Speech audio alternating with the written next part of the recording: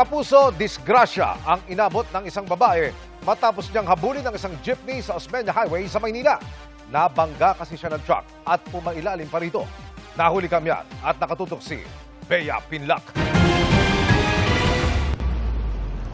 Humarurot ang pampasaherong jeep na yan patawid ng Osmeña Highway sa Maynila.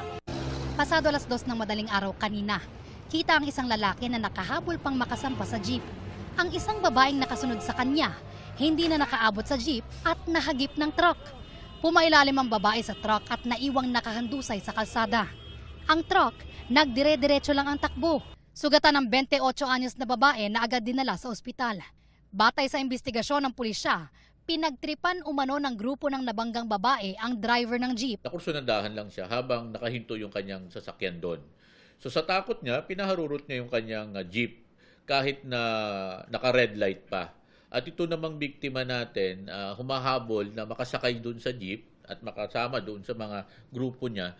Kaya lang, dahil nga sa Osmeña Highway, naka green light o naka-go, yung signal light, dire-diretso yung truck, hindi siya napansin. Pinaghahanapan ng pulisya ang driver ng truck na posibleng maharap sa reklamong reckless imprudence resulting in physical injuries. May nabangga siya. Hindi natin alam bakit hindi siya tumigil. Abandoning one's victim yun eh. Di ba dapat tumigil ka? Ang dalawang lalaking 18 anyos na kagrupo umano ng biktima, inireklamo rin ng jeepney driver.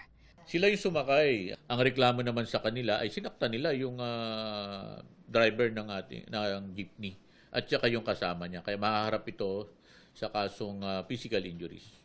Tukoy na ng pulisya ang dalawa. Patuloy pa ang investigasyon sa insidente. Bea Pinlac, nakatutok 24 oras.